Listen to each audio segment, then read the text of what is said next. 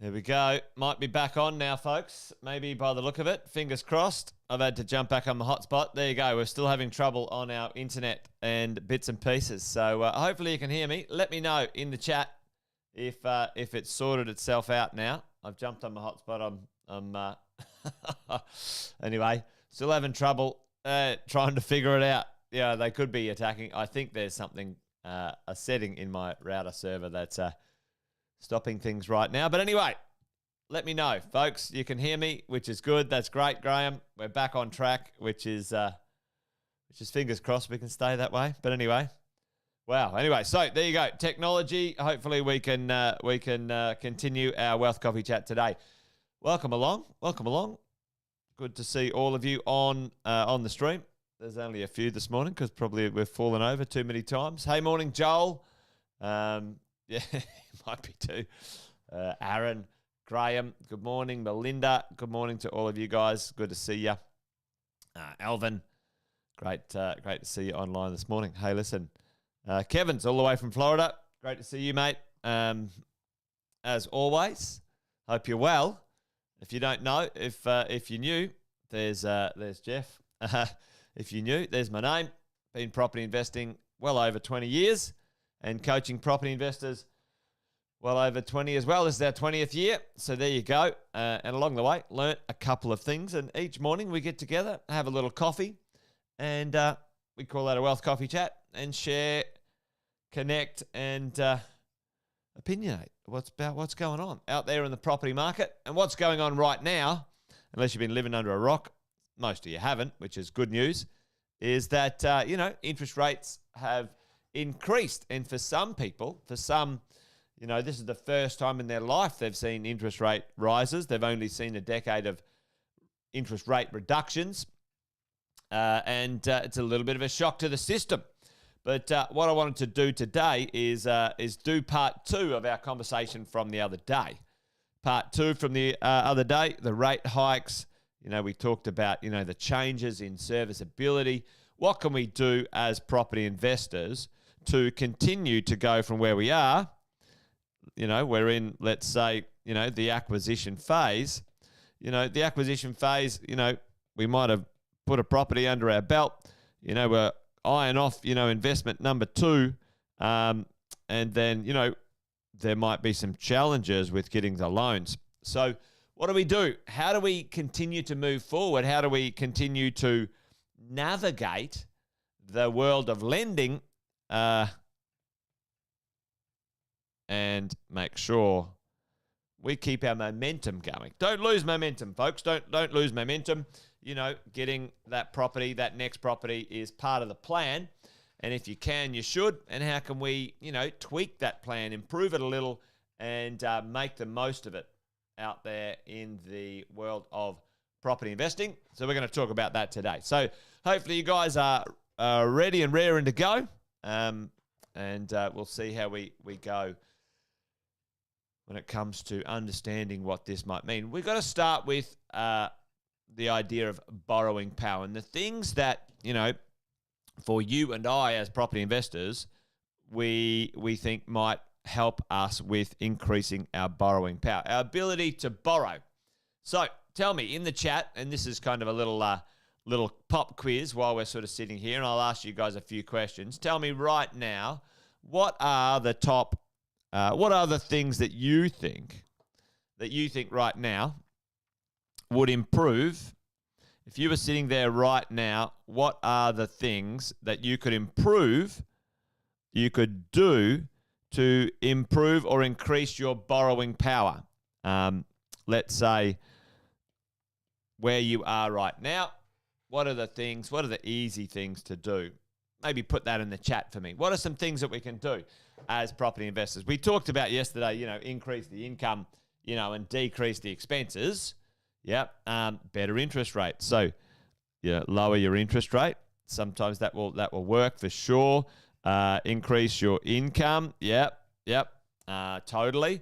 So we've got two. So one sort of increase and decrease.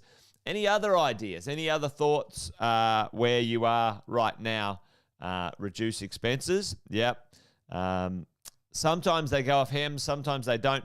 That's tuning up a little bit, Alison, right now. That's tuning up a little bit. So we're going to watch this space, really. We're going to watch this space when it comes to those things. Yeah, absolutely, Joel. If you can get your income up, for sure, a better interest rate, fabulous.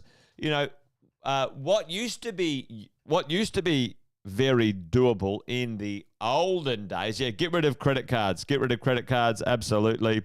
Credit cards, get rid of them. Cards, we don't need those at all. Any other things when it comes to those subscriptions and stuff like that do get in the way a little bit at the moment. So, but not as much. So yeah, listen, get a cheaper interest rate, get rid of high interest debts, lift your income. That'd be great. But there's some other things, and we're going to sort of go through those in a minute, and maybe work out a few things where we sit right now. So let's have a bit of a look around. Yep, certainly find the right provider, Kev, the right loan, and it's a tricky one at the moment. What used to be, tell me, this is actually new in the zoo. This is actually new in the zoo. Back in my day, anyway, still my day. What we would do is we would put our loans on interest only. I don't know if anyone remembers. Yeah, rent out your PPR. That's certainly a good move, Joel. If you can do that.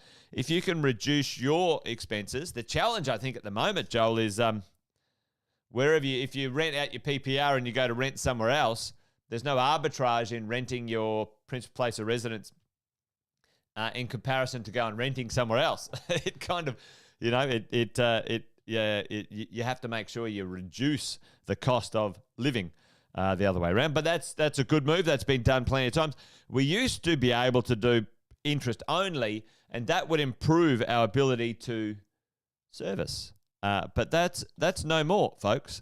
Actually, at the moment, which is the first 6 years when it comes to borrowing and looking at how I can improve my serviceability, servicing, not cash flow. Interest only often helps you a bit better with the cash flow, but servicing certainly helps with the P&I. Yep. So, there you go. It's an interesting one. But yeah, listen, this is where we're at right now. I believe it will improve significantly in the future, folks. I believe we'll have some significant improvements in the future. So let's not worry about, is this the way it's going to be forever? No, it always has a bit of an overshoot and then an adjustment and stuff like that. Anyway, let's get on with doing some stuff on here. Let's have a look at, just an individual person, call it $70,000. If we want to add an income, we'll have a look at that in a little bit. No dependents, just a single individual. Let's have a look at the expenses. Now, something easy for us to do is this living expenses calculator. I like this living expenses calculator. You go one adult, where are we living? Let's call it Queensland.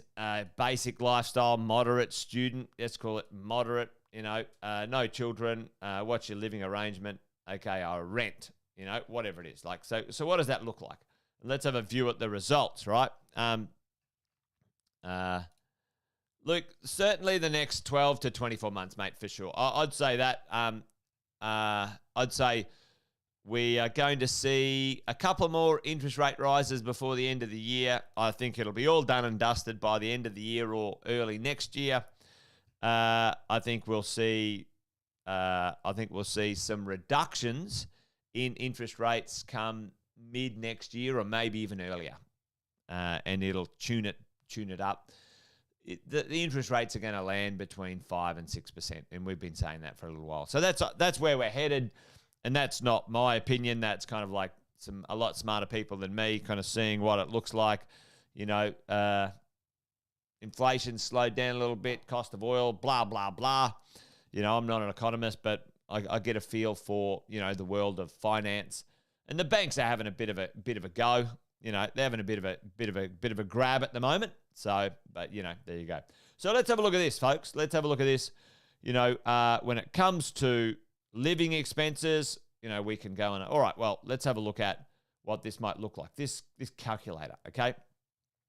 And monthly living expenses, we can go back and go, all right, what's the monthly living expenses? 3,009. So we go 3,009. And then let's see how much we can borrow. So, for this person, 256,000, some simple things in their lives. What can we do? That's not going to get you much when it comes to whatever. So let's say we get their income up. Let's say we get their income up 290, up 20,000. Let's see what that might do when it comes to our borrowing power. I think I might have put the income in pretty 900,000. That's pretty handy. That would be pretty tidy, wouldn't it? So there you go. 418,000. So the difference in 20 grand, folks. If you have a look at this, right? If we have a look, the difference in 20 grand is pretty significant. That's close to $200,000. So if you think about this right now, if we're all sort of thinking, how does it look? For an extra 10 grand increase in your income, roughly, now this is not for every single person, roughly it's $90,000 to $100,000 of increase in borrowing. Yeah. So there you go. What could we do? What if we bought an investment property and had that in the mix? All right. So when you add the rental income in there, again, the rent income, let's say you buy an investment property, you increase your rent, you increase your income and you buy a rental property. Look at that. We get to 555. So that's pretty good, right? So we're looking, okay, this is pretty sweet, right? So these are some of the levers we can pull, right? This is some of the levers we can pull. All right, well, let's go back and have a look at expenses, the borrowing power, the monthly, fortnightly, whatever it might be. But let's go back here and we're going to add in with our expenses. We're going to add in like an existing mortgage. Do you have any other mortgages or secured loans in our expenses? All right. So let's add in this. All right. So let's say we've got an owner-occupier loan. Okay. How much is left to repay? Let's say there's $400,000 left to repay. And let's say you've been paying that loan off, for, a few years. There you go, 20 years. All right, you're in there. Now, $400,000. Should have worked this out before. 400 times, call it whatever it is. 4%, $16,000, right? Let's do 4% in here. So I just want to sort of show you what we can do. Let's call it, 4%, right? Let's do that. Monthly, let's do annually, let's do 20,000, which is interest only. Okay, so we've put it in interest only, and let's say, I don't know, 2 years left on the interest only. Whatever that is. Actually, we'll get rid of interest only because that messes it up just right now for the calculation. So let's get rid of that. So we've got our living expenses. Now we need to get rid of the rent out of there. Remember, we had living expenses in here and rent expenses. So we need to minus that out. So it's just 1,540. So we go back here. Now stick with me on this, 1,540. Because I want to make a point. I want to show you what you can do. Now, see this here, like, whoa, 192,000, right? So, like, where even if we have got 90 grand and we're adding $500 a week, this is a bit rough, right? 192,000, right? So we've already increased, the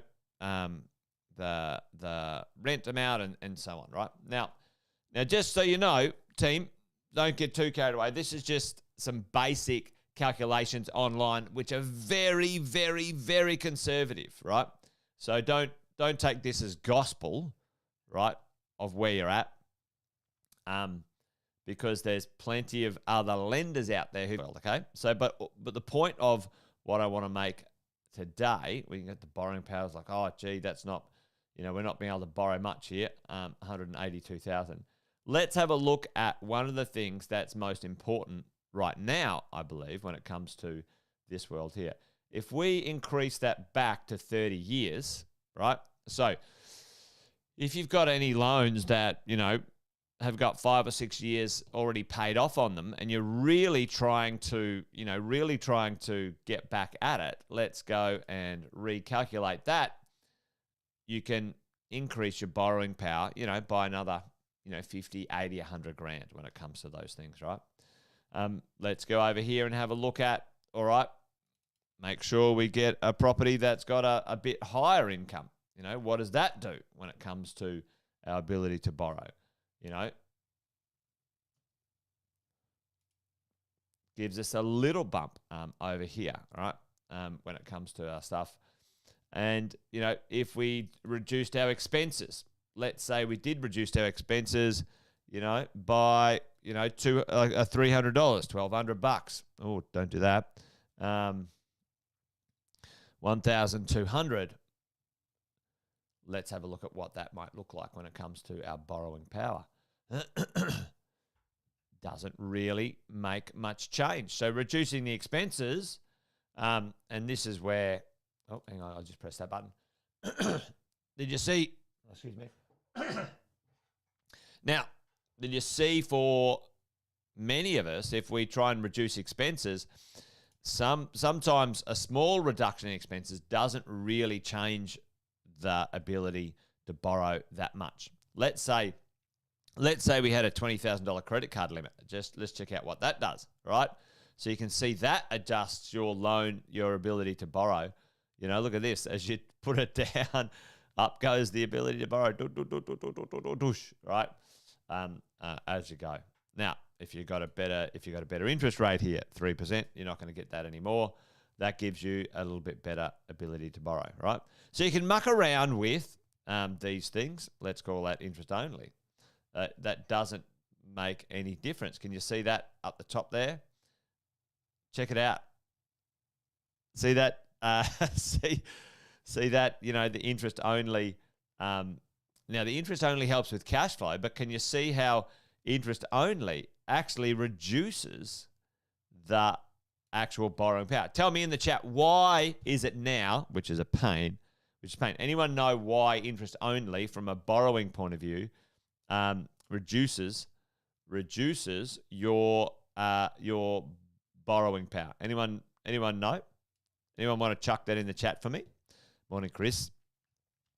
Why is now interest only reducing our ability to borrow? I'll tell you just quickly, because we've run out of time today for our Wealth Coffee chat. Listen, put your rents up, people. Luke, dead right. Put your rents up all over. Well, what happens, Paul, team, is that the ability to borrow now gets recalculated on the remaining principal and interest length of the loan, rather than the full amount of the loan. So it's actually your principal interest payments actually go up, which makes your servicing less. So anyway, fun times, folks, out there when it comes to trying to get your loans across the line. A few tricks up our sleeve. Don't despair, because what I believe will happen will be a few things. Number one, your rent will increase over the next 2 years pretty significantly. I think the interest rates will come down a little bit over the next 2 years, and the margin, the risk margin, the servicing margin on top of the loans, I believe will readjust back to 2%, because the banks will run out of business, folks. let me tell you. The banks like profits, and their most profitable product is lending money to people. So there you go. Anyway, hopefully that was useful. We did have a couple of struggling moments there with the bloody internet. But anyway, that's the way things are.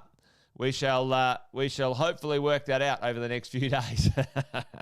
All right, folks, that's it. I'm done and dusted. Wealth Coffee Chat done for Friday, October the 14th. You guys have an awesome weekend. And remember, we've got a few sayings around here. This thing's a marathon, not a sprint. It's going to take time. Buy well, never sell. I think that's it. I'm done. Bye, folks. Take care. Bye for now.